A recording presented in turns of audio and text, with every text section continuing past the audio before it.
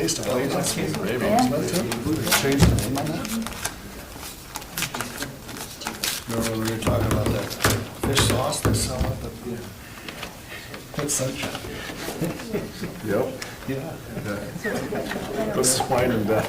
Yeah. Yeah, same guy. Oh, that'd be What's nice. that Rome? It's a little smaller menu. Oh, is that Rome? I haven't looked that far. So. All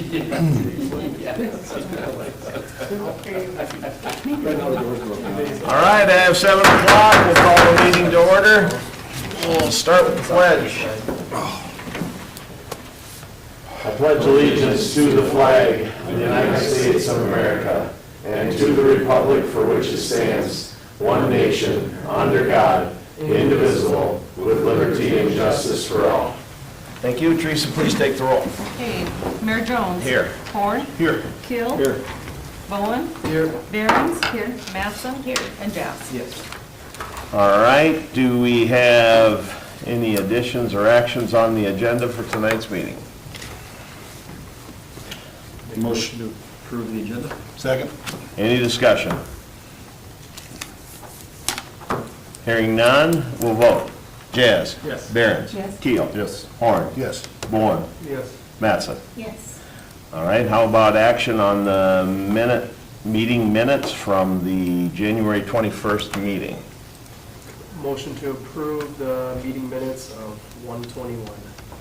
Second. Any discussion? Hearing none, we'll vote. Mattson? Yes. Bowen? Yes. Horn? Yes. Keel? Yes. Behrens? Yes. Jazz? Yes. No bills, Karen? No bills. All right, public comment, anything that anybody would like to talk about that's not on the agenda? Feel free to come up if you have something you want to say.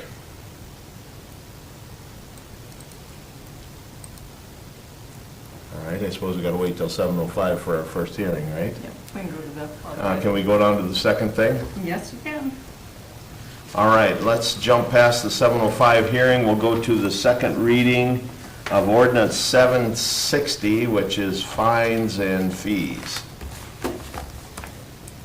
No change from the first, right? Yes, correct. No change since our first reading 2 weeks ago. Motion to approve the second reading of Ordinance 760 as presented. Second. Any discussion? Hearing none, we'll vote. Mattson? Yes. Bowen? Yes. Horn? Yes. Keel? Yes. Behrens? Yes. Jazz? Yes. All right, we'll do the next one is first reading of Ordinance 761. This is to amend Municipal Ordinance 430, animal fines and fees. This is the discussion we had on what happens when a pet gets picked up, correct? Yes. Basically, this section allows, like we discussed, us being able to pass on any charges we would incur from the Humane Society or within our office. We can pass that on to the animal owner, if known. We beefed up the wording under number 4, basically kind of lists out the different fees. But basically, you know, it comes down to, it's not limited to what we have on the list. So if there is a charge for something that, you know, we're not aware of that gets passed on to us, we can basically pass on any charge to the animal owner since they are responsible for the animal.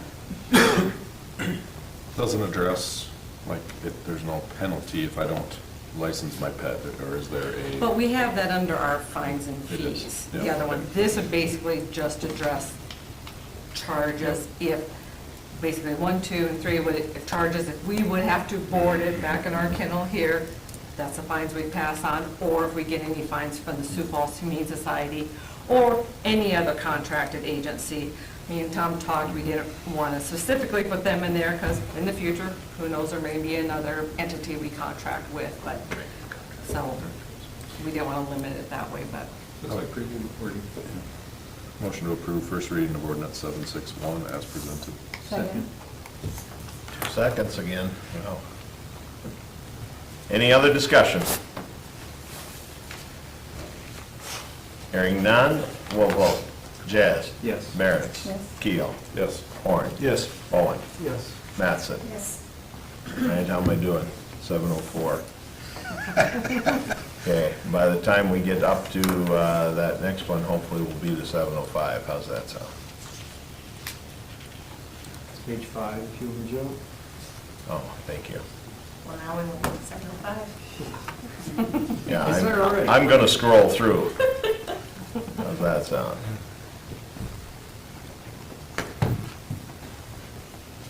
We should probably change the time on that to like 7:03. How's that? Oh man, my thing really slowed down. There it is. Can we make her 7:05? Yep. All right, we'll go to 7:05 hearing on first reading of ordinance 762. This is an amendment to zoning districts, residential and residential high density. Teresa, you want to give a little background? Yep, so the Planning and Zoning Board has been working on this. Basically, this came about, a developer came to the city asking if we would consider basically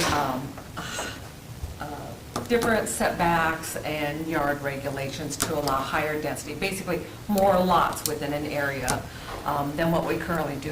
Basically, right now, all we have is residential zone. That's where everything is under, whether it's single family, Z lots, multifamily, and then each unit, whether, like I said, single lots, multifamily, have different minimum lot sizes, minimum setback areas and whatnot. What this would do is set up a new zoning district, so we have R residential, we keep that, but we set up a new district that would be RHD, residential high density. And what this district does, it has Z lots in it, residential lots in it, still multifamily, but for the Z lots and single residential, it allows a little bit smaller yard sizes, lot sizes, a little bit smaller setbacks on it. So basically, it gives that high density, it gives more units per area. About every other area town has this distinction between high density and residential. And basically, it just allows us to attract additional developers. The area that would be RHD does need to be zoned that way, so it still needs to go through the zoning process. So planning and zoning, city council can look to see, does this fit in this neighborhood, does it not? So it doesn't just automatically allow them to bring in, any of these high-density lots, but there's another option out there for it. So the ordinance in your packet is what planning and zoning is proposing. They basically reviewed this 3 times now, and this is their final draft. All right, any questions or actions from the council? What's the setbacks then? So I see on the, So in high density, so it'd be 5 feet versus 7 feet? for a single-family lot, Gotcha. Yeah, that looks. Yeah, because they do allow the Z lot still, the single family, two family. Yeah, so the difference, like a Z lot, Z lots in our residential, and in this one, it's still 5 feet, but they've got a smaller lot size on this. Got it. Single family, the setbacks did change from 7 feet on the side yards to 5 on the side yards. Front and back stayed the same. And remind me what the front and back, that's 25? Right, yeah, and that did stay the same in both zoning districts. So the front and back haven't changed, it's just the side yards were a little bit smaller. Okay. And multifamilies, they are exactly the same in both districts. They kept them the same. I'd like to make a motion to approve the first reading of ordinance 762, amendments to zoning districts. Second. Any other discussion? Hearing none, we'll vote. Jazz? Yes. Behrens? Yes. Keel? Yes. Horn? Yes. Bowen? Yes. Mattson? Yes. All right, thank you. We'll move down to visitors. We have Stephanie here from Siouxland Library for her annual report. Welcome, Stephanie. Thank you, Mayor Jones. It's my pleasure tonight to give the annual report of the Hartford branch of Siouxland Libraries. We had another great year. The Story Walk was installed last January with a ribbon cutting in April, and thank you, Mayor Jones, for speaking at the event. And of course, the Hartford Chamber did a great job putting this on.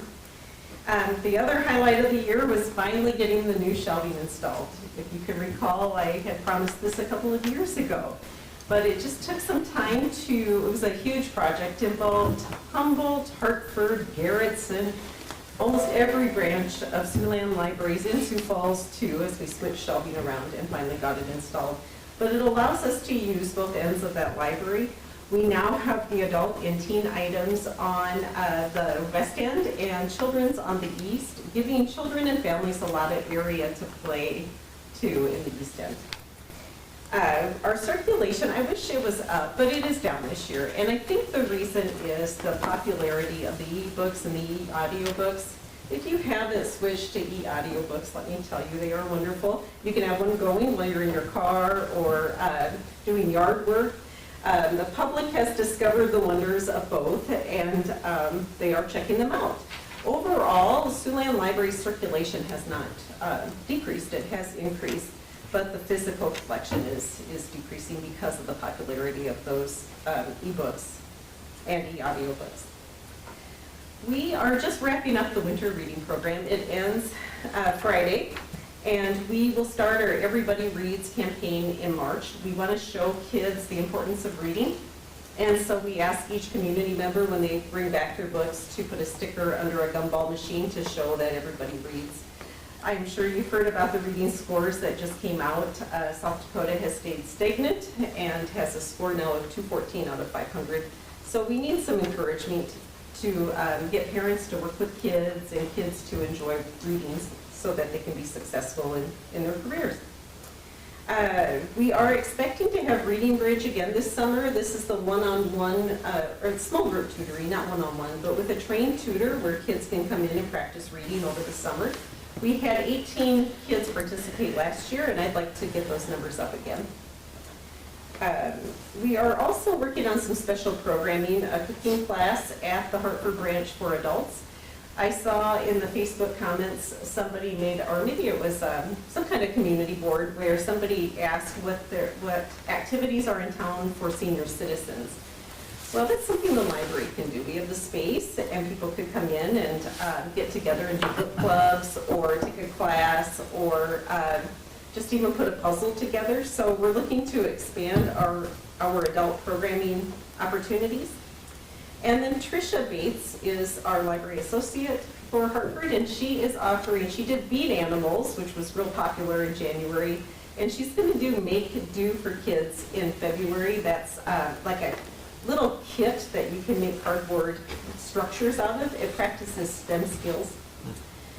We are always looking to improve our services. If you get feedback from the public, good or bad, I want to hear about it. Please just reach out to me. Teresa knows how to get a hold of me. So if you've heard anything tonight, please, or just state it tonight too if you've got feedback. I don't think I've ever heard anything bad, yeah. Well, it's a pleasure serving this community, and we look forward to another great year in '26. I love the Hoopla. I've been using the Hoopla app. That's awesome. Yes. And there's movies on there. It's crazy. There's movies and Comic books. oh yeah.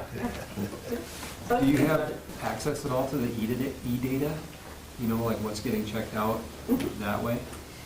Just more curious than anything, doesn't really matter. What titles are being checked out? Yeah, or just like the circulation number, where that circulation number gets to when you throw the e-books in there. So we have the circulation of what I assume is paper books. You know, I want to give you accurate data, so why Sure. don't I look it up Well, it's and really not that respond important. I to just you.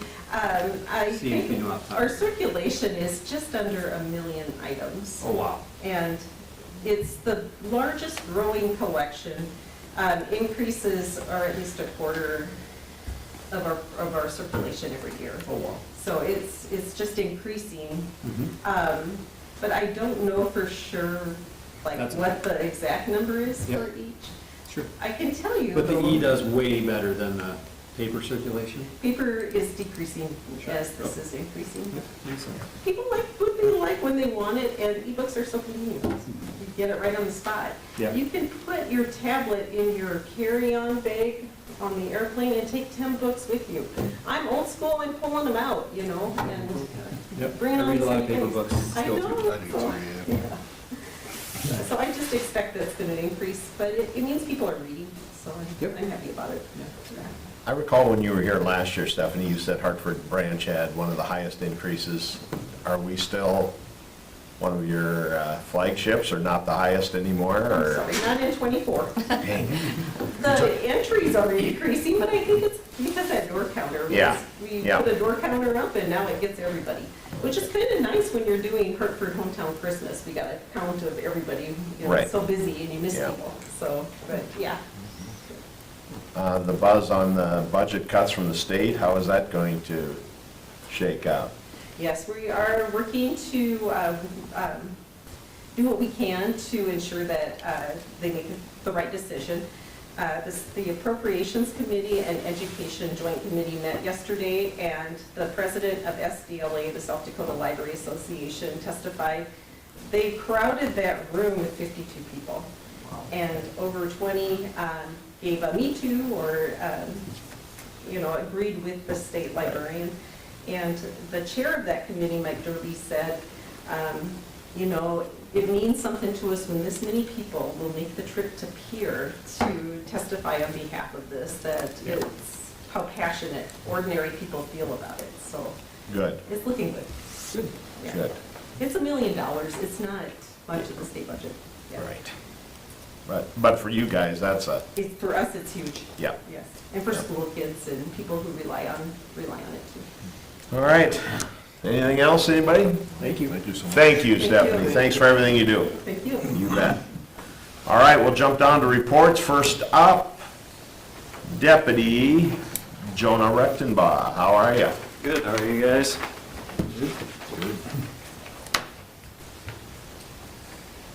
This month, we had 236 calls for service. That was an increase of 58. The averaged, was at 31 days, so averaged around 6.61 balls per day.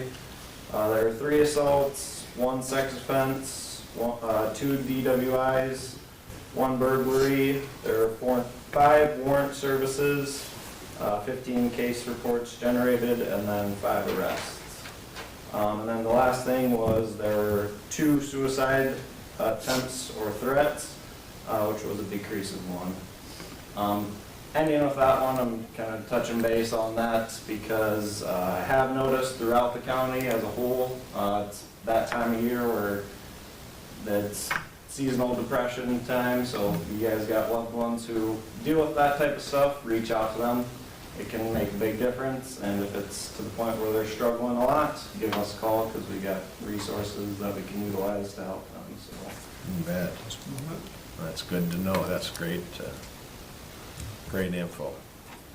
How do you see things around town? Good? Good. Yeah.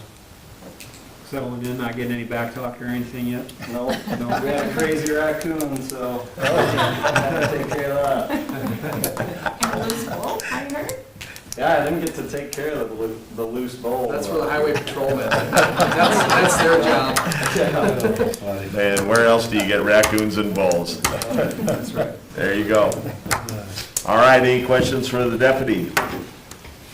Thank you very much. Keep up the great work. See ya. Thank you. All right, next up, as we always say, most exciting time of the evening.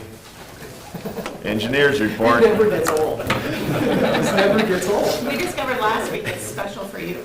Yes, it is. Yeah, I didn't, we don't give that to 30, just to you, Michael. So, No, I definitely feel special. Quick update on the Windsor board, just east of the duck park there. They finally got it across the road yesterday. So that was, Kirby was saying, 6-week process that they went through. So on the city's portion for the water main that we upsized, that the council approved, got very lucky on. So thank you again for that. But they got that in. It's on grade. So once site works is back to do the rest of the sewer and utilities and development in the spring, they'll make that connection into that manhole on the south side of the road at that time. Moving on to project updates. Slow once again on the water resource recovery facility. Could you speak up a little bit? We can't hear you over here. Certainly. I'd like to hear what you're saying right now. Yep. So at the water resource recovery facility, The spiral screen, manual screen, and gates have been installed in the screening room, and then additionally waiting on some equipment to continue process in that building.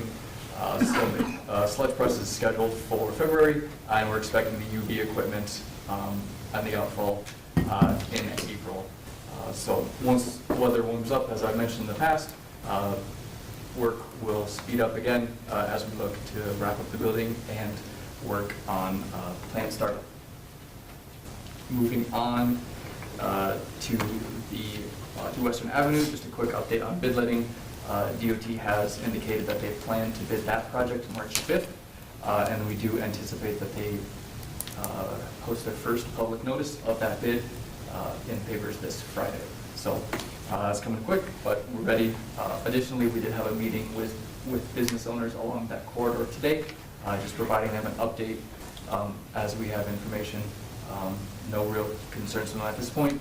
And we plan to meet with them again once the contractor has been awarded the bid to go over schedule, phasing, all of those items that will have more detail once a contractor is selected. And then lastly, Parks Master Planning, as noted at previous meetings, kickoff meeting was held on the 10th of January. A follow-up meeting for that with the first set of deliverables is scheduled for the end of this month on the 27th. At that time, those deliverables will be presented to the city as well as council for review and to move on to the next steps. That's what I have for project and general updates. Happy to answer any questions. If there are none, do you have an action item for the council? Any questions for Michael? Hearing none, we'll move down to your action item. This is for a pay request for Rice Lake on the wastewater treatment plant, correct? Correct. Pay request number 16 to Rice Lake in the amount of $500,151. Make a motion to approve pay request number 16 to Rice Lake Construction Group for $500,151. Second. Any discussion? Hearing none, we'll vote. Mattson? Yes. Bowen? Yes. Horn? Yes. Keel? Yes. Behrens? Yes. Jazz? Yes. Anything else, Michael? That's all I have. All right, thank you very much. We'll move down to Craig, Public Works Superintendent report. I guess I don't have anything to add in my report. I looked it over and everything looks pretty much it. So if anybody has any questions for me or anything, We're gonna be saving a lot of money on plowing snow, huh? we've been getting a lot of spring things taken care of, so. I'm glad we haven't rented that loader yet. I shouldn't have brought it up, because we're in for it now. Oh, we're gonna get smoked. I mean, it's gonna happen. It's gonna happen. It could not. It could not happen. You're right, but I'm optimistic. We need some snow. Over a typical year, what do you think that's saved us this last 3 months, no Oh, snow? fuel has been huge. Yeah. 50, 60,000? Years ago, I'd say probably 5,000 to 8,000 in fuel and that's just- labor yeah. guys. Yeah. A typical snow event, 4 to 6 inches of snow, it takes us about 5 hours to get the whole town plowed. But then we got all the cleanup, which takes, another full day. Yeah. Well, it's good that we're, so let's just go with Jake's premise that we're good and we're not gonna get any snow. The salt and stuff we got, is that good? Yeah, it's inside, so Okay. that stores, yep. Yep, we should be, like I said, everything's good. We've got stuff on hand, so we're ready to go if we do get something, but right now, we can just leave it sit until next year if we need to. Well, we haven't had many Januaries, I can't remember, that we No. haven't had a movable snow. Man, that's crazy. Like I said, we've been getting a lot of our spring stuff. We had a bunch of trees we wanted to take down in the spring, and we got Yeah. just about them all down right now. Yeah. So perfect. Couple left. The trees you took down there by the creek at the corner, I'll call it Main, were those, They were rotting out in the bottom, so Okay. bad. Yeah. okay.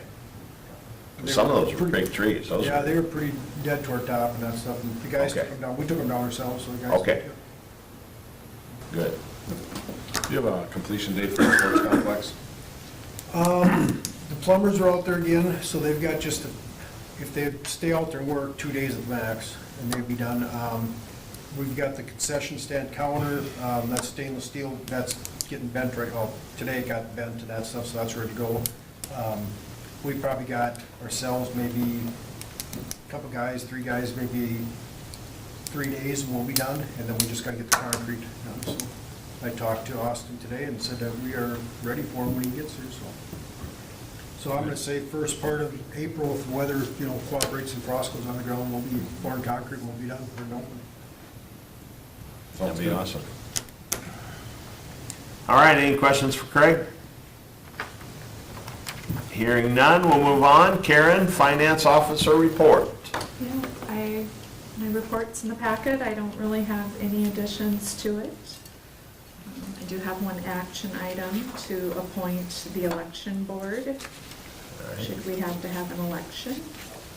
Thanks for including the revenue comparison. That was, Yeah, I like to do that Yeah. at the end of the year, so. Yeah, that was good. to have an idea where things landed. You need us to list out each person for the election board, or in a motion? You can just prove it as presented. As presented, okay. Motion to approve election board as presented. Second. Any discussion? Hearing none, we'll vote. Jez? Yes. Barons? Yes. Keel? Yes. Horn? Yes. Bowen? Yes. Mattson? Yes. Anything else, Karen? No, that was it. All right, we'll move to City Administrator report. Teresa? I just want to point out a couple things on mine to change a little bit and have a little discussion on.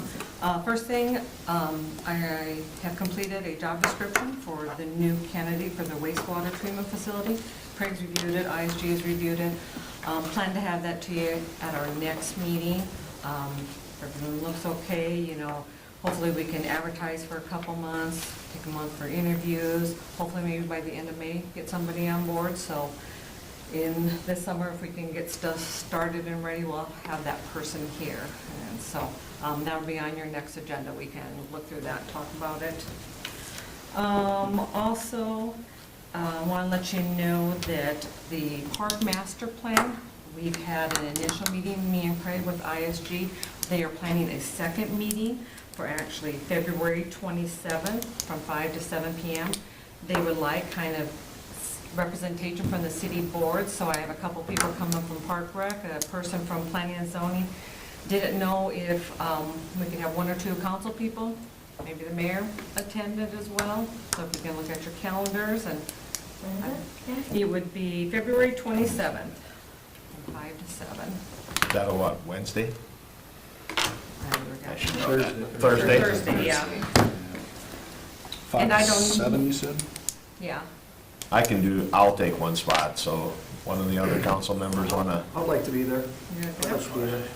all right? So, I will send out an email reminder, and I'm sure they'll send out an invite, but then we can, they're gonna kind of go through what they've already have, gathered, and kind of get our thoughts and feelings as we move forward, so I'll send you guys an email reminder. Yep.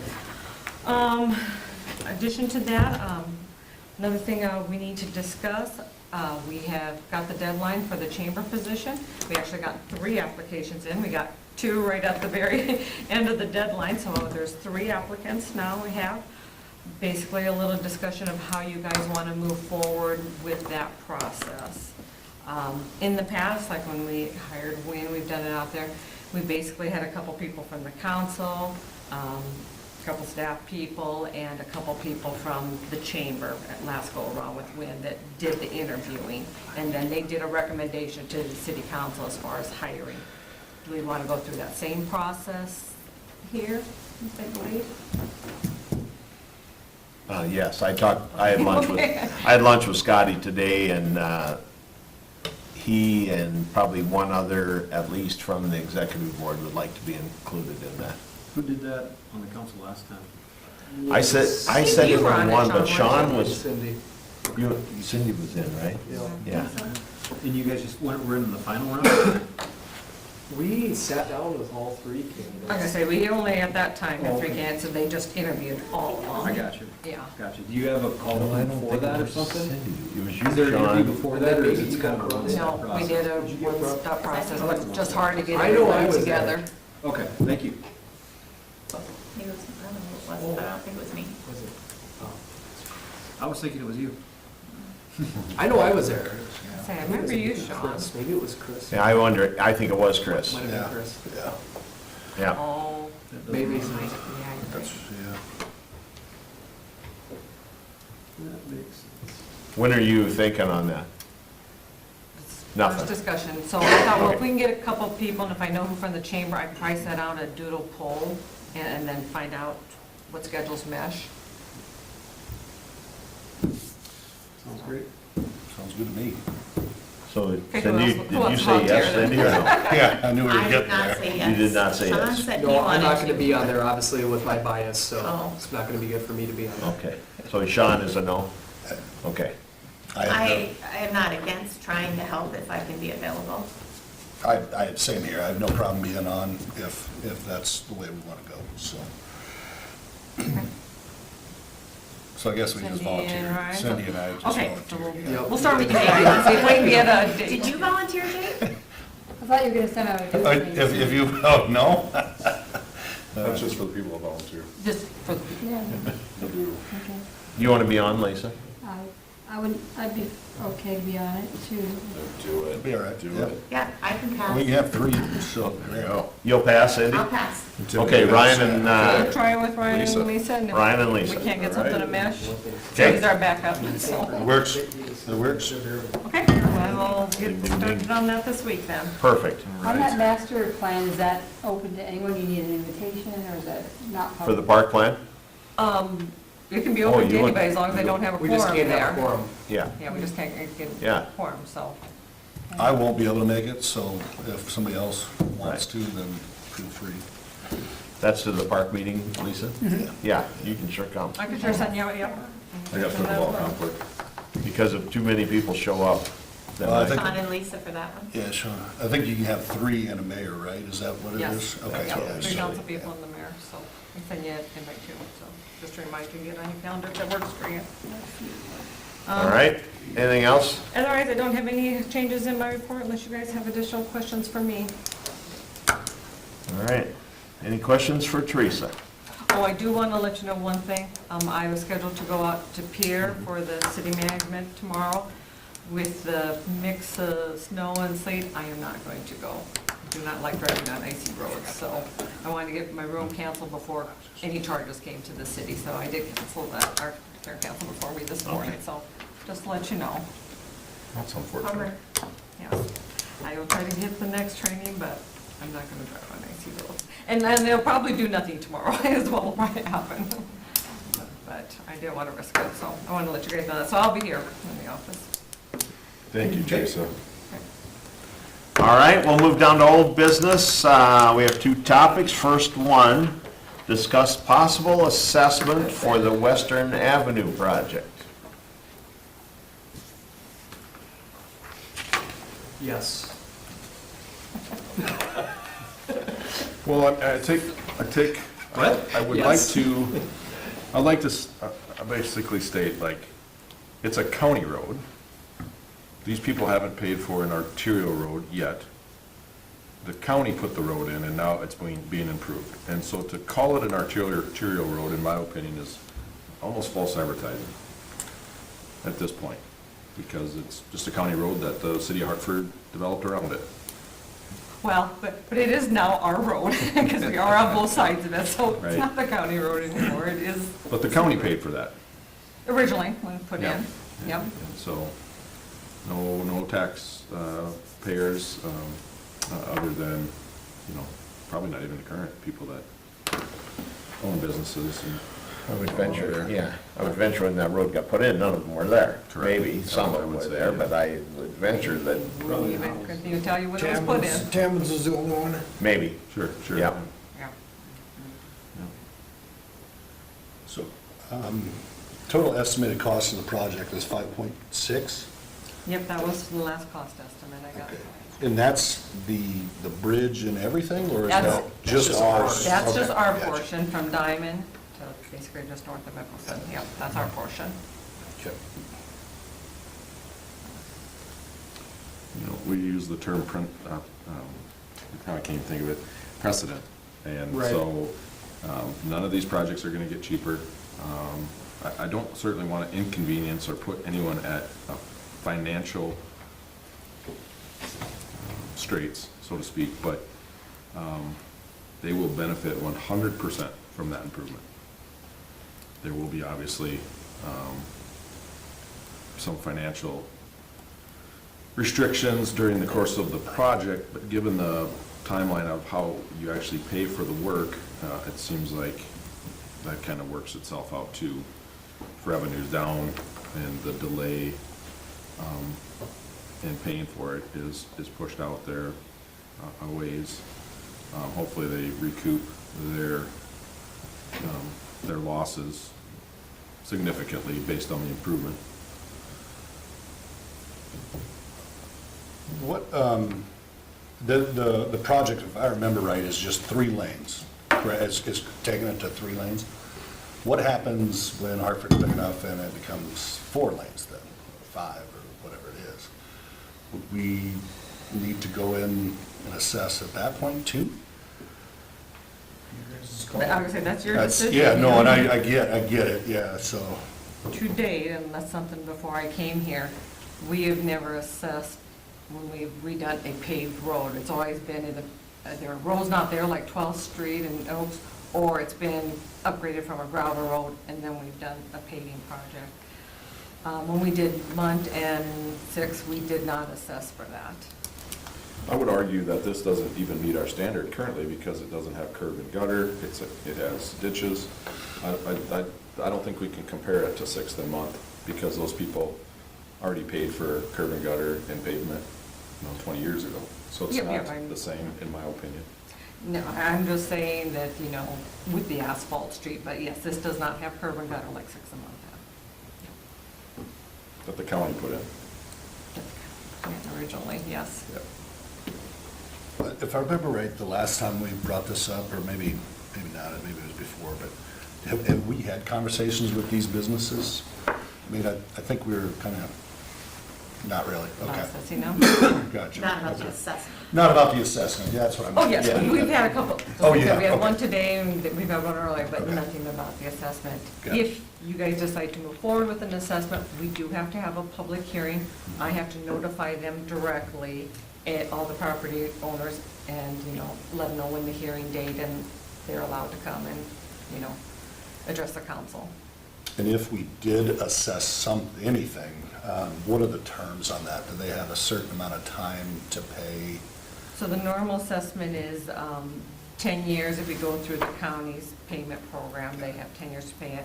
Our assessment policy basically gives them to the October following the completion of the project, plus another year on top to the following October. So they, depending on when we complete the project, they can have about a year and a half before we ever send it to the county, and then they get 10 years from there on any unpaid portion. Because during that year and a half timeline, they can make payments to the city,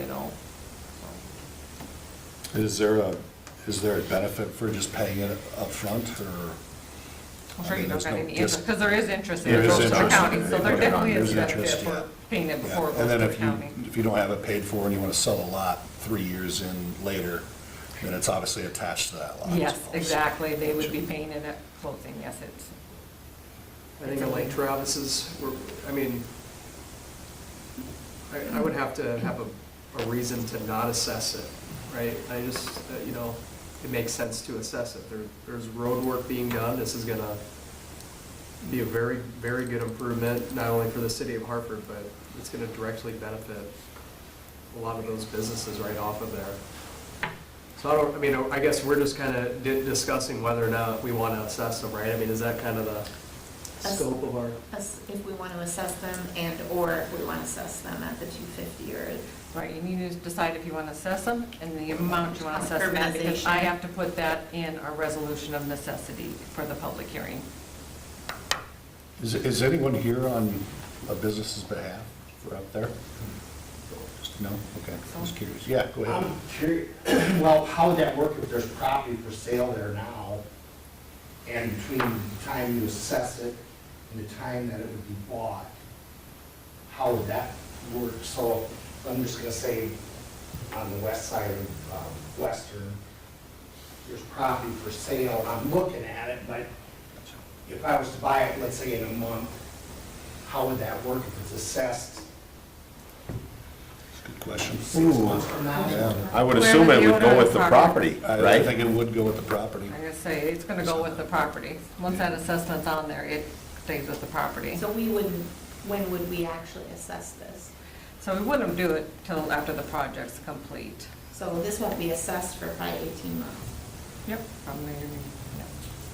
But But it's still if somebody were to buy the property now, Some- if you were to, say, it'd be assessed against you, If because you you're buy the it owner of the today, in property. 18 months, you would get the assessment. Well, and there's no, 18 months, and then it's still assessed on the property, whoever bought it, someone's gonna pay. correct. Right, Yeah. exactly, because it'll show up, yep, at closing. So in other words, you're gonna take a county road from city of Hartford, widen it, for us to pay for it, and not the county? Oh, we've had it for a long time. We've owned the road. The county put it in originally. County road? Yeah, we take care of that road. It was a county road. Is you're going to assess it, and you're gonna either raise our taxes, or how you're gonna pay for this? We're not raising Is it gonna taxes. be just like the water bills? You're Uh, gonna throw it out there, and So this and we're isn't, gonna get to vote on it? People of Hartford? We didn't get to vote on the sewer plant, you get to vote on how much you charge us for water and stuff. You just added, $49.40 on her, and I didn't even know about it. you get to vote on it when you pull it, you get to vote on it when you pull a petition to be on city council. Did the city of Hartford vote on it? That's what I'm saying, is People? the people have an opportunity We're to not voice talking their about opinion. wastewater treatment though now, I mean, that should have been talked about at the Yeah. beginning of the meeting. But No, but it does make sense. It's the county, Same scenario, whether or It's not. not. Well, it is. No. Because have you gone to all the owners on that? yes, Yeah, hold up here, we have order here, so we have order, so we have to stay on topic for what we're discussing right now, correct, Mayor? We have Yes. to stay on topic. So let's talk about this assessment, and then we can, when we were asked for public comment, sir, I gave you Did you guys, send out letters? huh? Did you send out letters to people? Did you send out mail like you did, tell us about the increase in the water bill? The first time, the $26 last January, you sent out letters? Yeah. Yes.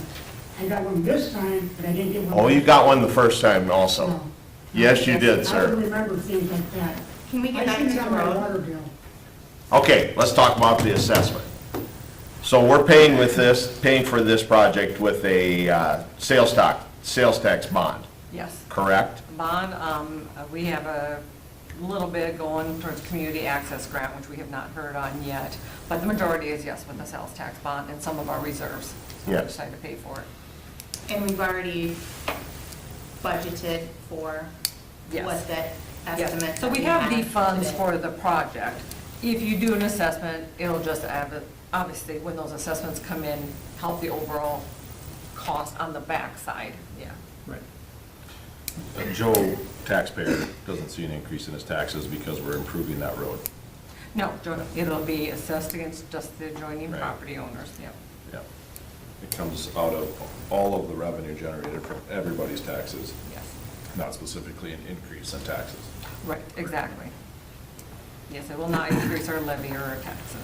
And to the point, the county can't wait to give their roads to us municipalities because they don't have any money to maintain them. And once we own once the property on both sides of the road is city, it becomes a city road and we have to take care of it. Yes, in this section, That's we why it's are a on city both road sides. now. Yep, yep, that's how it became a city road, because we are on both sides of this road now.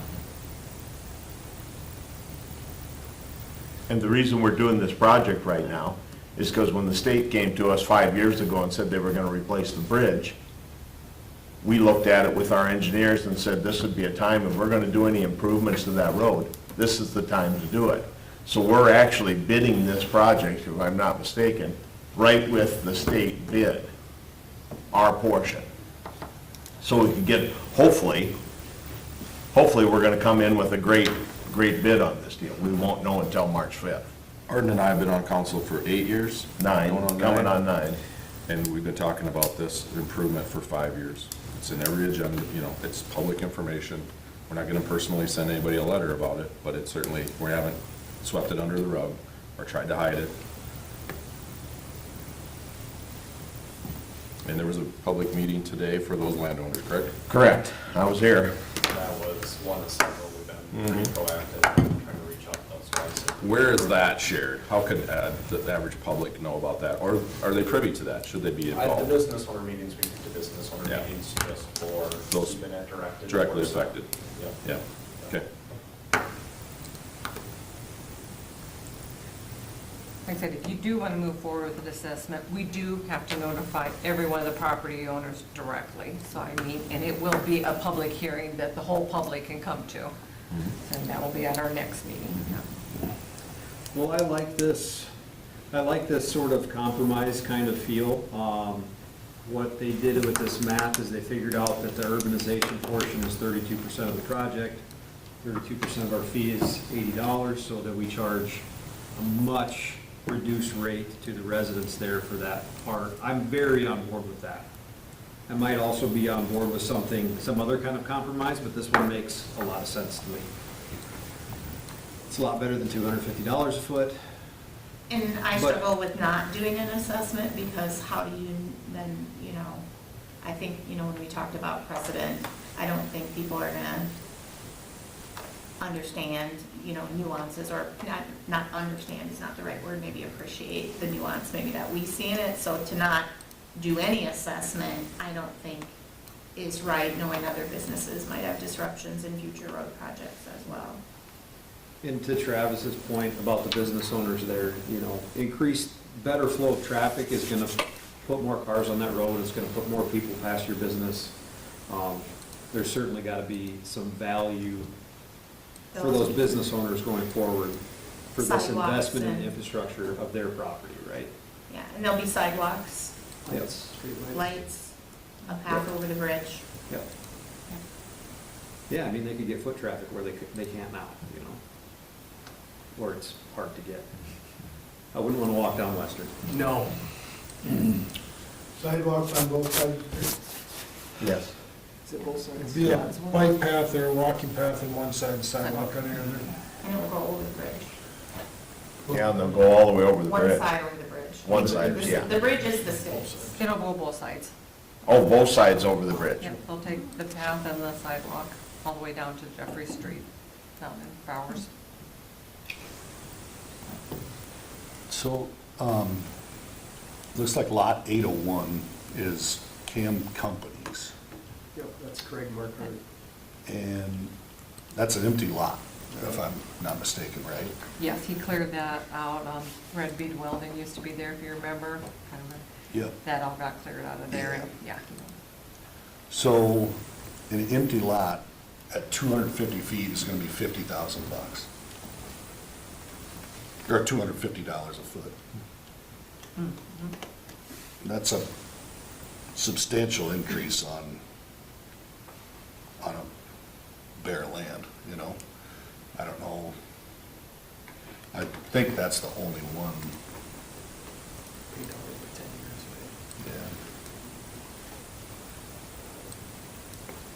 years, The Harms is also an empty lot, and. And so is Utility Road. oh yeah, Harms You there, know, I that's forgot your Harms, yeah. What actually Utility. touches Western is a, TS Olson Limited, that's not that whole lot, right? It's just the east portion, it's not the portion with the building on it. Isn't that two it's, lots? yeah, that's 2 lots too, so it's the one Technically, it's touching Western that eventually you Technically, plan to have the gas it's a station. bare lot. Yeah, exactly. Boston's is a bare lot too. What is? Or not? Boston's. Yeah, Boston. Yep. What's the other one I'm looking at here is Yep. There's another one that's by the Dairy Queen there, that's an empty lot too. Fitfo is the Yep. other one I'm thinking. Fit is the, that's Yeah, I figured that Unity, all right? together. Oh, yeah, that's, For yeah. footage. Oh, gotcha, track A here, right? Yeah, to your point, Jake, I mean, there's an investment and then there's a burden, right? And so at the $80, it's certainly an investment, but it doesn't in the big scheme of running a business and spreading that out if you had to over 10 years. Yeah, it's not, it shouldn't Would be. be a burden per se. Yeah.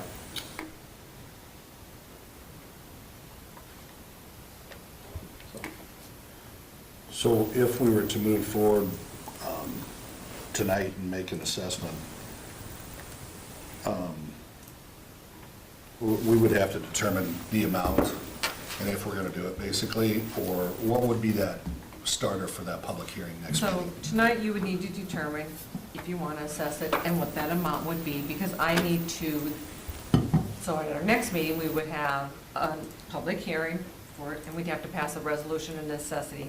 And in that resolution, that I need to put what those amounts are, so I would need to know that information. And we haven't- Basically, it doesn't go into effect until you pass the resolution of necessity at the next meeting, so this is just kind of guidance for me tonight. Gotcha, and We we still haven't have had to a go through the public conversation. hearing meeting. Yep. So we haven't had a conversation with those businesses though, Yeah. to say this is coming or this isn't or whatever. I don't know if I want That's not the meeting you had today? Uh, Our it was- meeting was yeah. update on design, construction progress, bidding, coordination for construction. But that has been discussed with them in the past, Assessments. possible assessments? Assessments have not been No, discussed. we've just discussed the. They've never been talked about. No, it would have, I don't know what our answers would have been, because nothing has been decided by. Well, you could reference the city ordinance.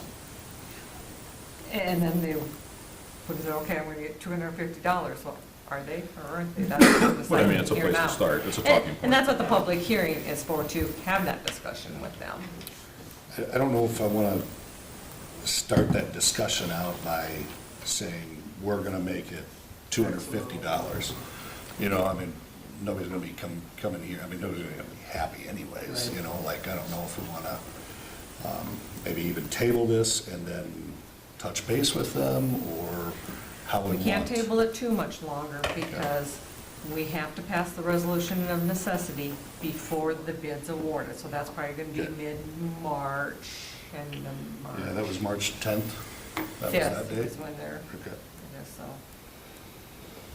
gotcha. And I have to give 10 days notice, I mean, there is a time frame to work. I would like us to see to come to some sort of decision. Obviously, there's a public, so when the public hearing happens, that obviously happens in council.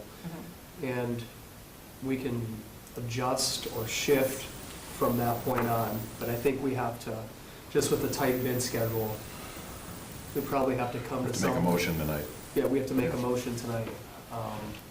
And then during that public hearing, you know, we can, like I said, we can,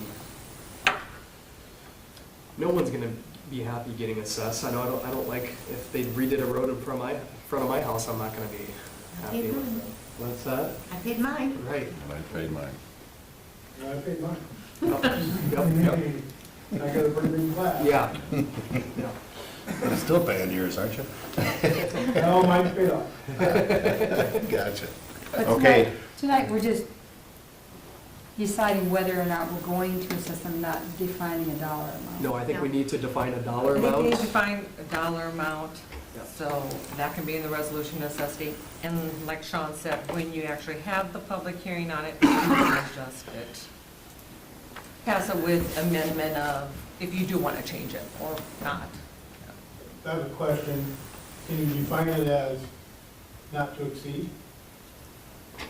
So that you can adjust if you want to? We've got engineered cost estimates. We're, I guess it depends, our policy of $250 a foot is already lower than what the actual costs are. So, I think, Yeah, I don't know. I mean, Right. you're talking I'm not sure $80. what you use your, not Is there a way to amount do it to when you be. put a maximum on it, you can always come down off of that maximum? I don't know. Can you word the resolution that I way? think you gotta have estimated cost. That's what I thought it was too. It has to be. Proposed resolution of necessity has to have the estimated cost. Estimated cost of the project and estimated cost of the assessments, I right? guess the question is, do we want to set it at 250 tonight, knowing we can change it? Because if we set it at 80, we're not going to go up. Right. Well, not to drag up drag old wounds up, but yeah, if we just set the surcharge at 75 and lowered it, it'll be like, oh, smartest city council ever. So, Why not? yeah, to your That's point, oh, we can't, you know, we couldn't do it that way, unfortunately, but yeah, to your point, if you set it at 250, you can always go down. But if I tell a customer it's gonna be a $500 project and it's $800, they only remember the 500. Yeah. So the businesses will be individually notified prior to the hearing, so they can come and talk to us about the assessment. Yep, I have to send them a letter through first-class mail, every one of them along there. Published also. Yep, and maybe publish it in the paper. I got that ready to go. I don't know that 250 is the answer, but to your point, I think it's a good place to start. I think, obviously, by this discussion, I think we're willing to hear and potentially adjust. Also, I mean, I don't want to throw a wrench in there, but I also don't want to look like we're negotiating with these businesses. So I understand that approach, but I'm just gonna throw in a different idea. Like, I don't want to look at it like, hey, here's, and I know probably this isn't really the heart behind it, but I don't want to also look at as a negotiation. What I would really like to see is we come to a firm number tonight, and that's where we're at. And yes, there's still going to be a public hearing at the end of the day. We have ordinances, there's costs associated when things are happening. So I would rather see an approach that is just like, this is what we think is fair, and obviously there's a public hearing. No one is going to say, hey, you know what, I think that's really great. You guys came in at 80, I'm actually going to do 100. Right, that's just the reality, that's not how that's gonna go. I would like us to have a number that we all feel pretty confident about, or that we can at least agree on somewhat, so that we're not waffling. I would like us to have a pretty good number, personally. Well, the $80 number came about off of percentages that would have been based on curb, gutter, and sidewalk. So I did a little math on that. The cost to the city per linear foot in that area is $680 a foot. So our Where'd actual you get that cost. number at? It's on fine. So it's 679 in here. 679. Yeah, no. So I could have just read the sheet? Yeah. Whatever math we're doing is Just so you guys know. terrible. That's good, that's good rounding skills though. Yeah. Jake. There's a lot of numbers in there. I said $679 a foot, 680, right? Yeah, we'll be good. All right, all right, all right. I'm glad you all checked their numbers. All right, perfect. So, $80 out of 60, I don't know. I mean, a ton of people in town use those roads too, right? A lot of people are gonna benefit from the sidewalks, not just the owners, you know. But you can say that with Munt. You know, I use Munt, I don't live on Munt, but I use it, I benefit from it. Dang it, I wish there was a sidewalk, you know, on the east side of that street Stay there. on topic, Sean. Oh, I'm trying. So no, Jake, I hear what you're saying, and I'm just trying to process it because, yeah, I 670. think it would be good to come up with a number, because I think we should be fully transparent of what we really intend to do with those business owners. I like that $80 because there is math behind that calculation, whether or not we think it's enough. I mean, at least it's not just pulled out of thin air. If they covered 15% of the cost, it would be $100, $102. Of the total. Of the total cost of the urbanization section. Urbanizing. 15%. 15%. Just giving you guys numbers Yep. to. Yeah.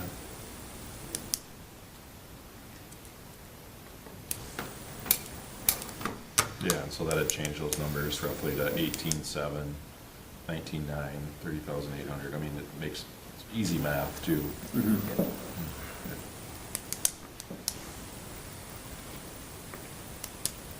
All right, any action? And that would, let's see, $32. They're paying less than I paid 10 years ago. Yeah, oh yeah. if you do that. And I didn't get sidewalk. Correct, the property owners had to put those in, right? The land. No, I wasn't bought developed, so I didn't get sidewalk on that. Oh, correct, you're right, yeah, I remember that discussion. So where's the fairness of that? Right. You're talking naps, right? Okay.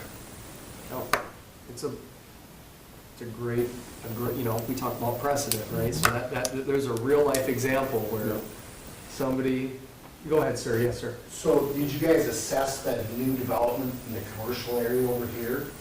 Has that been assessed for roads or is that? Yeah, we will. It will. They passed a So that's resolution separate, so there's necessity. Nothing's been said at that. Yes, that's been said. 250. Yeah. 250. Yeah. For which commercial development is he talking By about? North Oaks. By North Oaks. Putting all the new roads? Right. Yeah. So you assess that at 250? So with that project though, we can only assess what it actually costs us. And we got a grant, a big grant with that put into it. Right. So I think it's going to be lower than that 250, but whatever our actual costs are, they are going to But you get their have assessed it, portion. or you're going to assess Yes, it? It will. yep, we passed the resolution of necessity for that. And it So will if get you do that at assessed. 250, you're talking the same thing on that. Right, I think, yeah, like, everybody's assessed that, I mean, this 250, is it linear or square, it's square, linear foot, sounds like a lot, and it is, It is. right? But then when you look at the costs, Right. you're like, wait a minute, it's not. And I think the thing that we're struggling with up here, because we see the numbers in front of us, yeah, CAM companies right now, they have 199 linear feet, and if they're assessed at $80 a foot, am I Teresa, are reading you this able to right? put this on Oh, the wait, TV? oh, there's two numbers here. Never mind. In theory. But I think, you know, I think the hard thing is up here is like, this is a ton of money, you know, for these individual people. And even for businesses going in there and businesses It's- trying to survive, it's a right, lot of money to yes. assess. But Everyone else Bigger had to than a do it. residential lot. Everyone else had to do it. It's a lot bigger than a residential lot, but there's also more profitability options because it's a business. Right now. Hopefully. I struggle looking at the numbers, and then I, divide by 10, and then I'm like, well, I think if you're doing it for one, the other, Right. whatever, it's gonna be kind of similar. That's So true, Cindy. If you're looking at 250 there, if we have 10 years, and it what comes money down, is whatever it is, $500 but a if month. you have 250 on the new development Here, over yep. here, it's not But to gonna your be much point, different. I can't generate revenue when I get charged 250, in theory, at my home. Right. I just have to pay that. Right. Yep. But the business has an opportunity to generate revenue. Right. It's increasing their property value, 100%. Oh, for sure, for sure. I actually really like Don't that think helps point. if I it think does if we're gonna stay consistent, and maybe I'm being a little bit aggressive on this, I guess I'm going back to square one here. Yeah, I know, I'm all over the No, but board. we have to, I think we have to assess it at 250. That's consistent with our ordinances, right? And that's consistent with everything that we've done here recently. Or the other developments that we've done recently. Yep, that's even worse. Said it might be kind of small. Oh, sure. Technology, look at that. Hey, all right, our first use of the second screen. Oops. Oh, shoot. I lost her. There we go. There we go. Don't touch anything. I don't know why that Yeah, I screen's so just, dark. in the business climate Yeah. too, it's hard for me to look at that and say, But in over 10 years. yeah, that's why I say, I do better when I move the zero and. What does the county charge for interest in office? 10%. 10%? Yeah, so Annual. it is another advantage to pay before it goes to the county because it's pretty high interest rate. Because I think that's, Yeah, I guess you can set that council. The council can set that interest. We've always, that's the max you can go, and that's what we've always done, so. Once again, staying consistent. But Doug's got a point too, though, in the sense that 10 years ago, he was charged way more. I think it was 110 then, 120? No. Close, yeah. But then at that point, though, he's not a business, but he's putting in lots that's bringing in tax dollars. Yeah. And that cost gets passed on Yeah. to the cost of the lot. Oh, yeah, That's it is. true. No doubt. It is, yeah. It is, but it was still, I paid the full amount. Right. Yeah, Right. this, The money's the money. this number's That's true. changed You could have quickly charged here in the last few You could have years. charged the same amount and put more in your pocket. Right. You could have charged the same amount and put more in your pocket, but you didn't. You weren't able to. Right. Or you could have charged less, and maybe you'd have sold another 8 lots in the first 2 years, you know? But this A lot of assessment, scenarios there. this assessment number has changed rapidly here in the last few years. We We were at, The We review costs it have changed annually. rapidly. The costs have changed a lot. Everything Right has now, changed. the linear I cost think is the Right. takeaway is, Because I think when- like, I'm not $250 back to when we first got on, I bet it was but $100 doesn't when we touch first the got cost on. of the road. No, I think our last estimate, when we talked about it, it was close to 400, like $397 is what an actual cost. Back when we did the And that was development, a few months ago, $100. back when, Oh, no. last summer when we No. talked about it. It's always a We're probably subsidized. talking apples to apples, Yeah. It's Correct. always- at 100 to 250. right, It's always a subsidized rate. I understand, because I got an estimate on page 3. Way, way higher than, way higher. All right, all right. What's the action? I would like to make a motion. I'm trying to figure out how to word this, but I would like to make a motion to, I heard something, but I didn't hear it. Yeah. I would like to make a motion to assess the property owners along the Western Avenue Street project at $250 a foot, which is in line with our current city ordinance. Okay, we have a motion, do we have a second? Yeah, I'll second. Any discussion?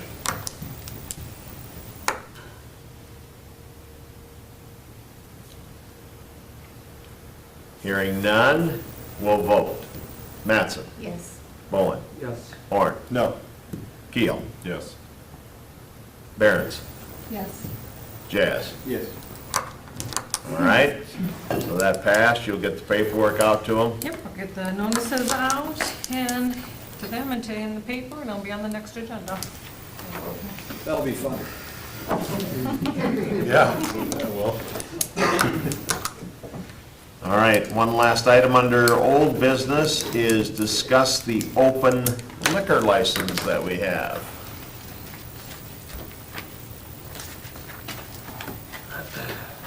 So, for our discussion at our last meeting, we do have an open liquor license now.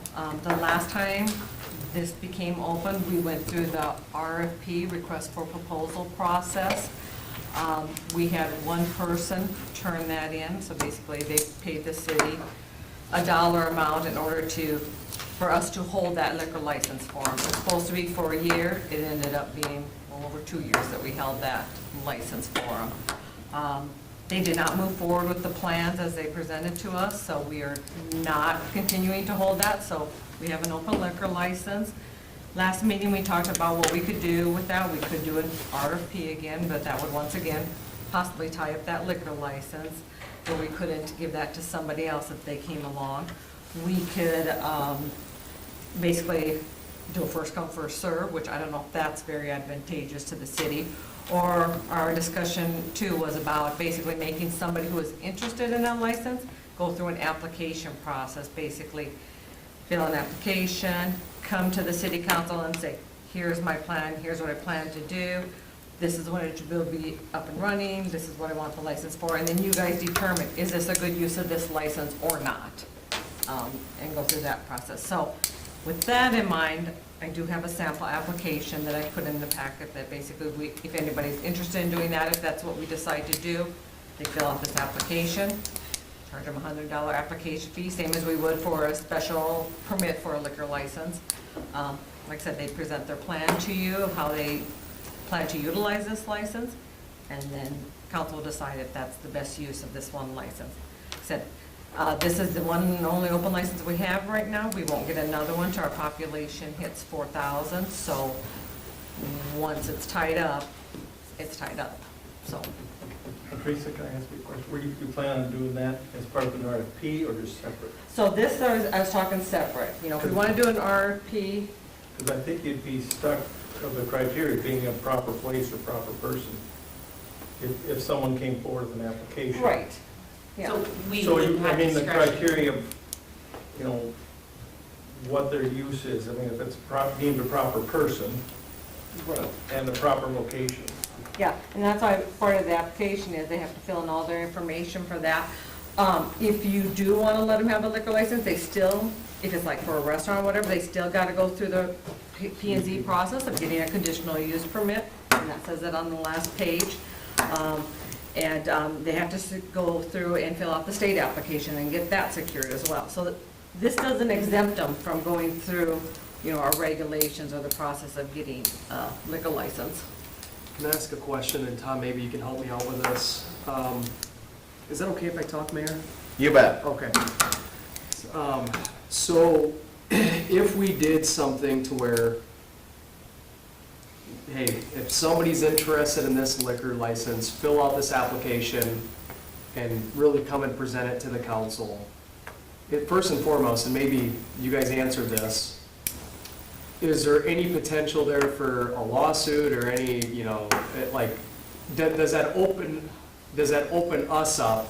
Now, let's say we had 4 people that were interested in this liquor license, and we looked at all their plans, we looked at everything, and we said, nope, we don't like these 3, we like this one. Is there any risk with that? Is there any risk with that at all in Well, doing that? Depends on how you put it out there. I think what Teresa's suggesting, you give them a deadline to do the application, right? Or were you thinking? No, because we may not have anybody who's interested Oh, I at this think we will. point. I know we will. If I be able to speak on this, that's kind of why I came to the meeting. All right, So, perfect. With that license, and I know a lot of the history with that license, and I know why it's being put back up now, but I think going forward, and I'd be one that is interested in that license, because I would do something, if I do it, would be including an event center, which I think the people in the steakhouse would do the same thing as well, but that was tied up, and I actually looked at that, I think 2 years ago or whatever, you couldn't do it. So the difference between that license and the one I currently have, where I have the food. You have a restaurant whatever it license. is, Yep. what's the difference between those two?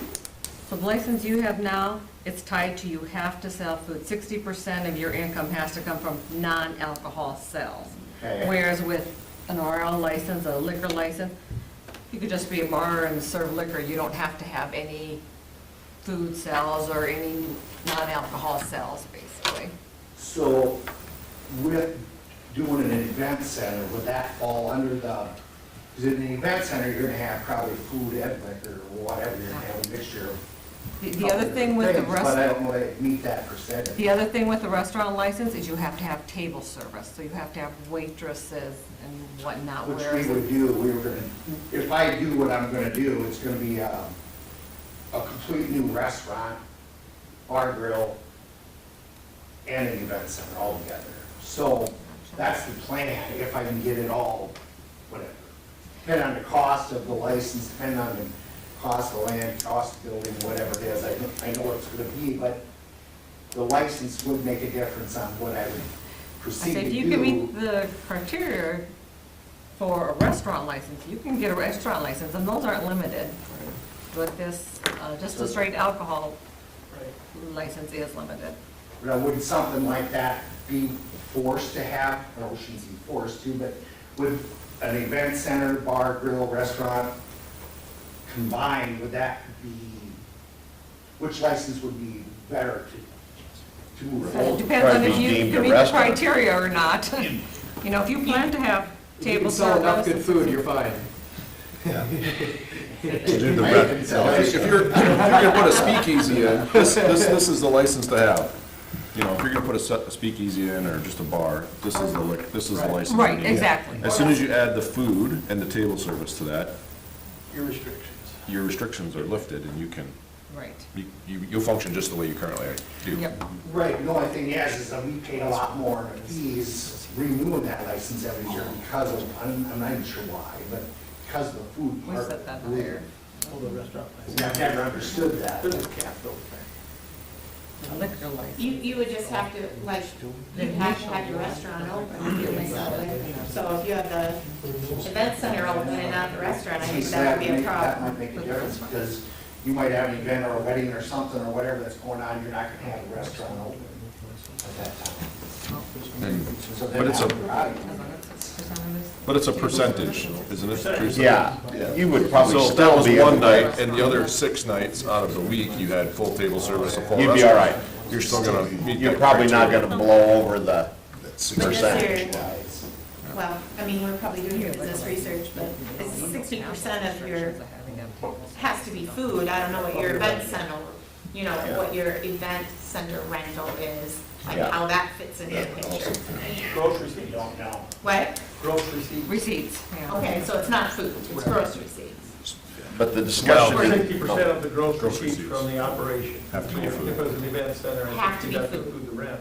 Non-alcohol items. Okay, that was my question. Is it a food or Right. just not Non-alcohol, so it could be pop. you know, Rent. things are- event center rental? Might be a good I question for don't the know if state. that's, yeah, I don't know if that's included in your receipt. I think it's sales receipts, isn't it? We'd have to check on that for sure, because we haven't had one come through all that.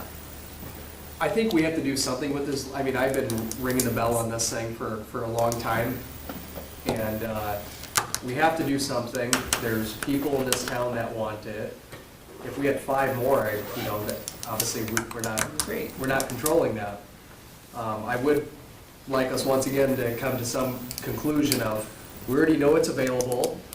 What are we gonna do to make it more available to the people that want it? I think with the previous people who had this, they had good intentions, all that. Prices of things skyrocketed. You know, it felt, here's what I don't want to happen is it to just be sat on for another year or 2 years. I know I don't want to see that because it's already been happening for 4 years now? 3 or 4 years now? I'm still not sure if the answer to my question was clear. And I saw you two looking at each other, and I'm still not sure. So can we, so Tom is saying, if it's the, what did you say? The person and the purpose? Suitable person, suitable location. And so what does that mean? And if we don't like the business, because maybe they run a business that is sketchy in another town, and we think they're gonna be a bad operator, we can say no? I mean, I don't think so. That's what I'm asking. Yeah. Right. So can we really Yeah, I sit don't here think and you can decide? say no based on that. What They're a can we say felon. no based off A of? felon, if they're too close to a church or school, something like that, that would be Yeah, so deemed as not a suitable I'm location. not sure this application process It works. sounds like, Yeah, I don't know. sounds like it could be a major issue. I mean, that's really the discretion that So that's kind of the council same gives. thing with the RFP too, then. You're gonna have to, I mean, if you have an RFP and put out a deadline, so here's the deadline for applications, and then you might have some flexibility, more flexibility than if you just say, get an application and you're stuck with suitable person, suitable location. The RFP gives us a lot more latitude. I think that would give you more latitude to say, okay, and tell people it's gonna be up to the discretion of the council if that's use of. What's your vision? city's- The RFP says, this is your vision, and does it fit? Right. Doesn't commit us to anything. I was just Well- gonna look at what the restaurant. So if we do an RFP like we did last time, we have a deadline on it, we have submissions, If you do only have we one, have you to, probably have to take it, you have to take one of them? unless If it's it not a is suitable person or a suitable Sure, location. and we could put some restrictions on it, like, if they don't do anything with it within a year, it comes back up for renewal, just similar, I mean, we Think could, state. So they just don't We sit did on it. that in the last- right, like we had with our last one. Yeah, Of inactivity would right. result in loss. They had to, yeah, basically file their state one within the year, and we held it up. I think we should do the RFP process like the last time. Okay, is that And I the, can put that on the next agenda. I'll basically come up with the same paperwork, and if you guys want to review that again, to look what we put out last time, and look at dates, and we can put that in the next council. Okay. agenda. Does that work for you guys? Or? Is that good? Sounds good. All right. Okay. Move on to new business. First up, review, discuss the MOU, Memorandum of Understanding for possible TIF with Turtle Creek Highlands. Hello there. Good evening. My name's Quinn Reimers. I'm with Collier Securities in Peter. I know you're probably familiar with the Sioux Falls office of ours. In front of you is an MOU for a project for the Turtle Creek Highlands. He is anticipating 70 single-family lots, 28 fiveplex lots, which would be 140 units total, and then up to 3 storefront lots. I can keep this short and let questions come up as you like. I know you have a TIF within the city, so it's going, at this point, the plan is to do an economic development TIF, so price of homes, it's not stuck at that affordable housing rate of South Dakota housing, so, and then his intentions are to be at that 350, that first-time homebuyer affordable housing range to the step-up range on those. So, yeah, and then, TIF, the way we write our TIFs is, it's an annual appropriation. It doesn't affect the constitutional debt of the city. The city has zero liability in this, so it's pretty easy to get through it. So I guess I'll just leave it with any questions. I know it's pretty brief, but we can go on for days. I understand from reading through this that the school still gets their, Base and everything, yep, base value stays. the only delayed tax money is for the city, basically, right? Well, yeah, but Yeah. if there's a base value, it goes off that Yeah. mill levy, right? Yeah. So, The school's capital outlay would also be delayed. mhm. Their general fund dollars are not affected. Help Okay. on this. Their Capital outlay would be- dollars are affected. Mhm. And the county's share of taxes, and the city share of taxes would all be delayed. Yeah. I have projections here as well, I believe, anyway. And I have an executive summary for everybody, if everyone want to see it. Yeah. Okay. There's no pictures, no pretty pictures Oh. in this one, so. And I believe, Quinn, you said you have talked with the school superintendent, Yeah, right? we spoke with the school today, superintendent, and he understood, the benefit does outweigh the negatives in this situation where, roofs overhead are important to a school district, so bringing in population, sorry. That really just goes over the development itself, is some of the benefits, and then a little gist of the housing study that was on 23 for Hartford, so.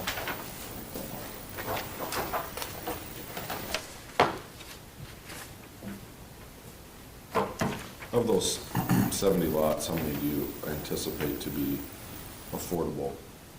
Well, his intentions are that he was thinking a lot of them were going to be within that, and I say a lot, but probably roughly half were going to be that affordable, and then the rest were gonna be between the affordable and then step up.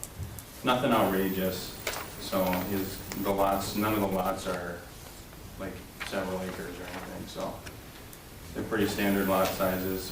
Project costs, we did go, and we have to get that a little bit revised.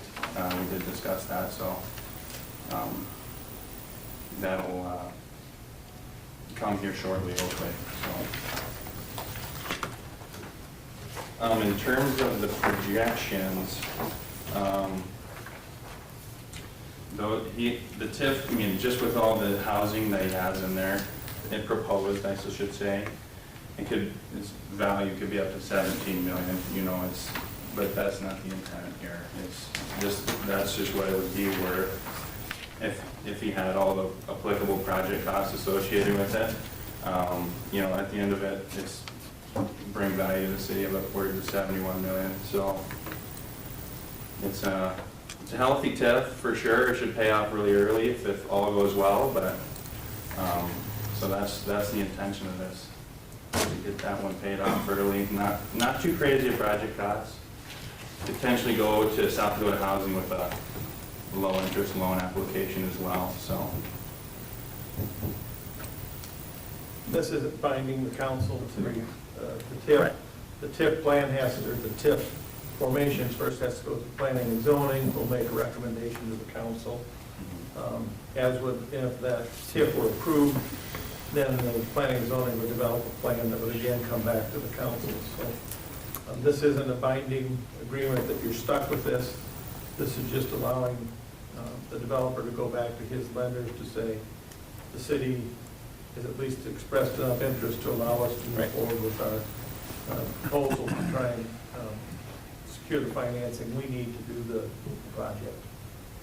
And we like to use it as an introduction for, you know, the project, so you're not blindsided, hey, this project's going next week. Right. 70 single-family homes or something, so. What's the, we've only dealt with one TIF, right? Yep.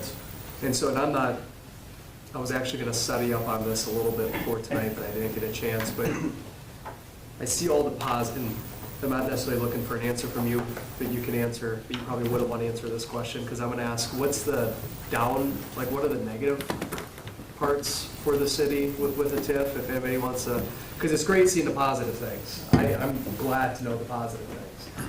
And I want to know, what's the negative impact? Well, the biggest thing is that we won't realize the tax revenue from it until after the TIF is paid off. And is it like a 10-year, because I think the one we. 20. They're What's the one we proposing a have up there? 20. The one we have up there is a 10-year, right?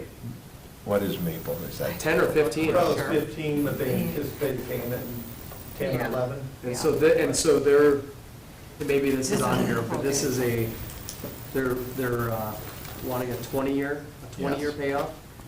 That's the maximum. That's just the max, it's not, it most likely won't even come close to that, so. And so, to put this simply, and I'm a college dropout, blue-collar type guy, so pretty much, let's say it's a 20-year payoff, and let's just say it took 20 years to do that. So really, the city wouldn't generate any tax revenue for 20 years. I mean, that's to really, just to put this super To simple. put simply, Okay. yes, So exactly. if it's 17 million, or whatever, what did we say, 17 million? That's what it would generate over the course of the 20 years if it went for full length, but Yeah. it's not anticipated that we're right close to getting it. But whatever it is, once that's paid, so it doesn't, I mean, it benefits them to develop and sell Yep. quickly because they can use that money Correct. to do their development. And the faster they do that, the faster it pays, the TIF pays The off. things we would see would be more residents paying the surcharge for the sewer plant, more residents paying the street maintenance fee. There would be other revenue created. Sales tax revenue. Correct. Yeah. That, And again, back to the school, they like the numbers. yeah, oh yeah, because those are $10,000 Right. a kid, right? Right. Is that what it is? No, 7,000 something. Or is it? Changes every year, I actually Yeah. have it. Really? Should be 10. Do you know, Quinn, how many houses are already down there and when he will hit that 35 house threshold? Do we know that number? On that previous development of his, I do not know. Okay. Because we gotta be, I would venture we gotta be creeping toward that.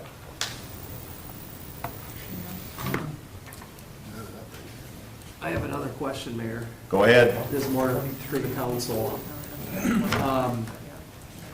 Because since I've been on here, we've never had anybody come and ask for a TIF. I mean, when I got on, Maple Pass already had their TIF, but then they had to redo that paperwork, so. Right. And they were already like, They done with the rented it. project dang near. So, and I guess maybe I'm playing devil's advocate a little bit, because I gotta think through this, but when would we say no to a TIF? And when would we say yes to a TIF as a council? Great question. We don't like the I would say if the development city's gotta carry the TIF, I'd say no.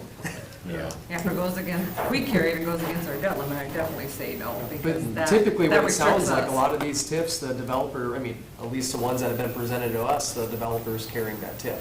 So I'm just curious, like, when would we say no, and when would we say yes? Yeah, I would agree with Craig. If it was gonna go against our debt limit, then I would say no to that. That'd be hard to swallow. We already Because have we three don't- affordable housing developments in town, Yep. you know, it's like, well, I don't know. if It's we need another. oversaturated. But in this market, I would definitely argue, I mean, my brother's trying to move to town, affordable housing is not to be found. Yeah. You'd say no if the school were gonna be impacted, if it was Sure. considered a local TIF as opposed to economic development. Right. I move to approve the MOU to allow a TIF plan to be presented to the city. Second. Any more discussion? I just counted 14 houses down there. But this is, You better double. I counted 24. I think I was, okay, I'm on. I was counting Minnehaha 23, GIS, 24 when I so- was looking here. She Right. counted Yeah, 25, and I was like, I I did it in think my that's a head. low number, so, That was yeah. it. Yeah. That threshold is what, 35? What is the threshold? Threshold to get another, they're gonna have to have another exit in and Yeah, but in then and you out. got another year or so after that. After you hit the number, because how close are you?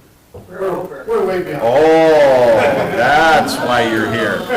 Okay. All right, we have a motion and a second. Any other discussion?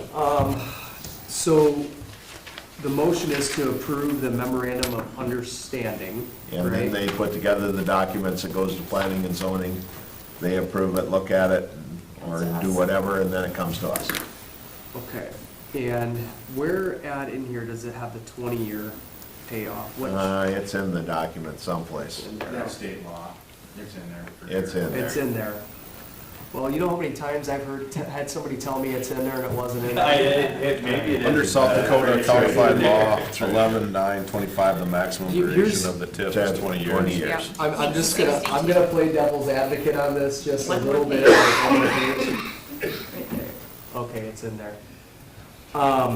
In my opinion, and I know, in my opinion, I think 20 years is a very long time. So, but once we approve this memorandum of understanding, we can't go and negotiate. But put yourself in their shoes. If they can get this out for No, 25 You years, can they change would. that, this isn't binding. Yeah. The plan, This the is, PNC, that's you the guys can maximum. change that. That's the Yeah. maximum. You gotta remember, they're making a We wanna payment, develop it. and they're gonna wanna keep that payment as low as they Yeah. can, that TIF payment. And so that's why you would see those terms, in my opinion. Okay. So this is pretty much saying, hey, the council has interest in doing this, they go to their financing people to get.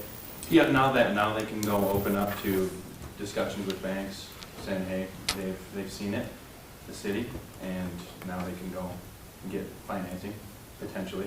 Start to put more infrastructure in. Really talk, really get further into the depth. His intentions are this spring, so, Yep. I mean, it's, That's what he told us, that, He can work with builders and, oh, yeah. you know, negotiate prices on lots and, Mhm. yeah. Yep. yeah. There's two more things that'll have to come before the council. One will be actually the creation of the district itself, Yep.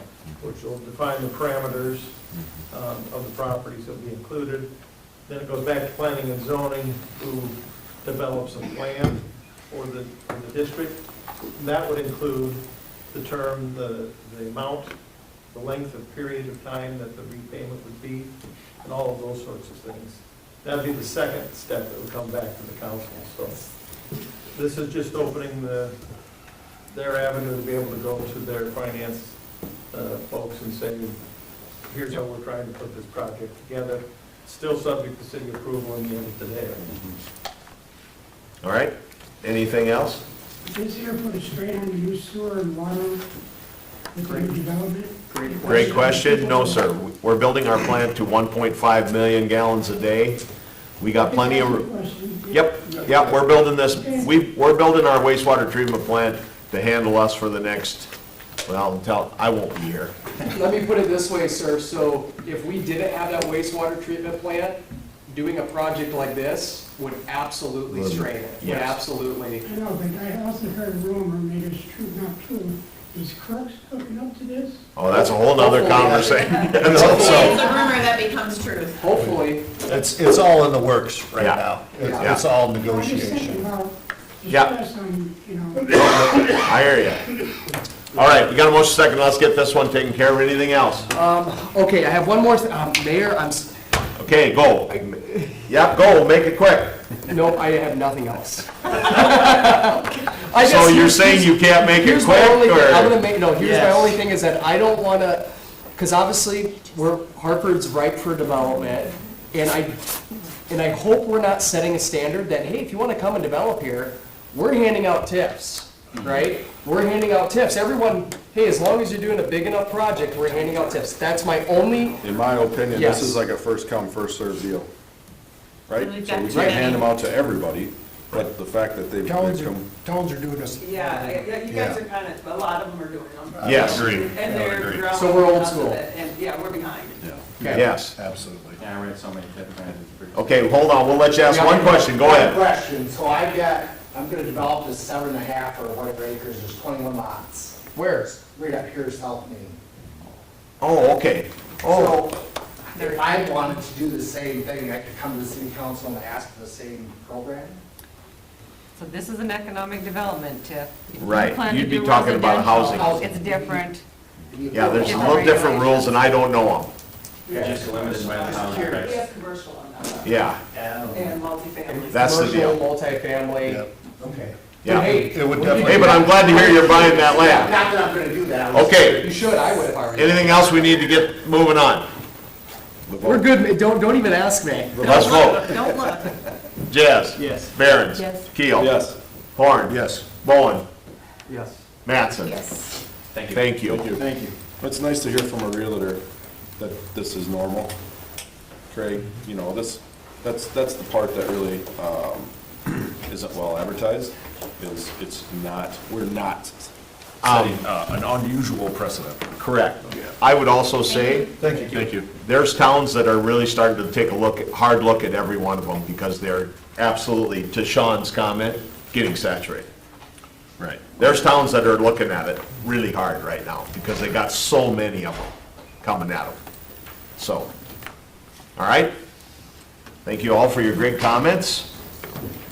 Next up, review, approve advertising agreement for field signage on the based on Park and Rec's recommendation. Motion to approve the agreement per the Park and Rec Board's recommendation for signage. Second. Oh, yeah, I can't. Any discussion? He's got it, he's got it. Thank you. There was 3 at that time. Was it? Yeah. I don't count on that one. All right, hearing none, we'll vote. Mattson? Yes. Bowen? Yes. Horn? Abstain. Keel? Yes. Barons? Yes. Jazz? Yes. All right.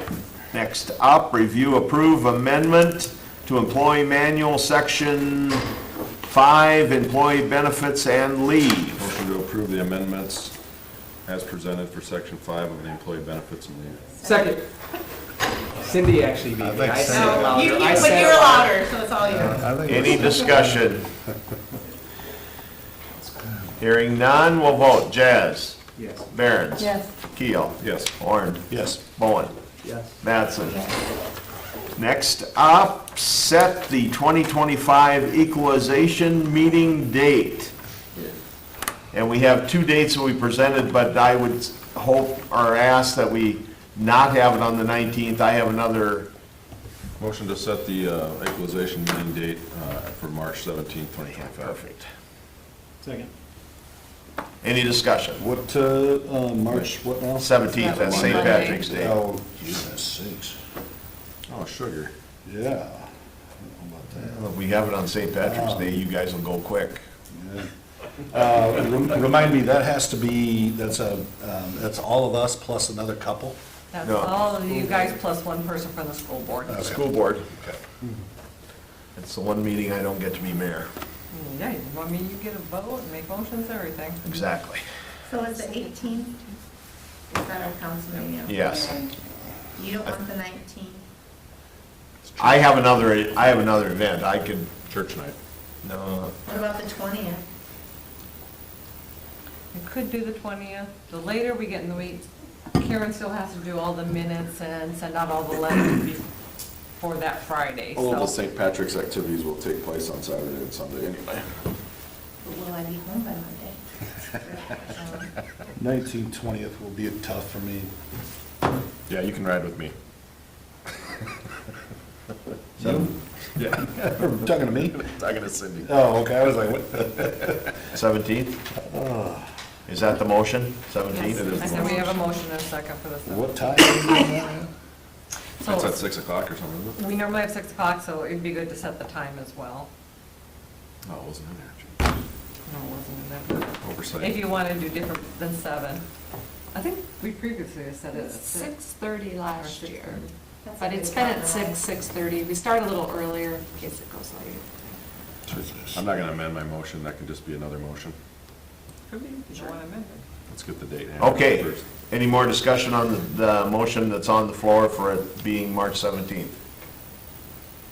Hearing none, we'll vote. Mattson? Yes. Bowen? Yes. Horn? Yes. Keel? Yes. Barron's? Yes. Jazz? Yes. Okay, do we need a motion to set the time at 6:30? That's when you want to have it. Motion to set the time for that meeting for 6:30 PM on March 17th. Do we have a second? Any discussion? Hearing none, we'll vote. Jazz? Yes. Barron's? Yes. Keel? Yes. Horn? Yes. Bowen? Yes. Mattson? Yes. All right, review, approve seasonal job descriptions. Motion to approve the job descriptions as presented so you can advertise for the positions. Second? Any discussion? Hearing none, we'll vote. Mattson? Yes. Bowen? Yes. Horn? Yes. Keel? Yes. Barron's? Yes. Jazz? Yes. All right, I have one mayoral appointment for the Park and Rec Board. I would like the council's approval to appoint Duncan Woodhull to the Park and Rec Board. Motion to approve the appointment of Duncan Woodhull to the Park and Rec Board. Second? Any discussion? Hearing none, we'll vote. Jazz? Yes. Barron's? Yes. Keel? Yes. Horn? Yes. Bowen? Yes. Mattson? Yes. All right. Motion to enter executive session for economic development and personnel Yep. And probably legal. and legal. Yeah. Might as well catch them all three. And a second, all in favor? Aye. Tom wasn't ready for that one. Yeah, I was gonna say. You just saw dollar signs light up. Oh, yeah, red lights. Motion to adjourn? No, wait. Wait. Oh, I'm waiting for the camera. Yeah. All right. motion to adjourn? So moved. And a second. All in favor? Aye. Thank you all.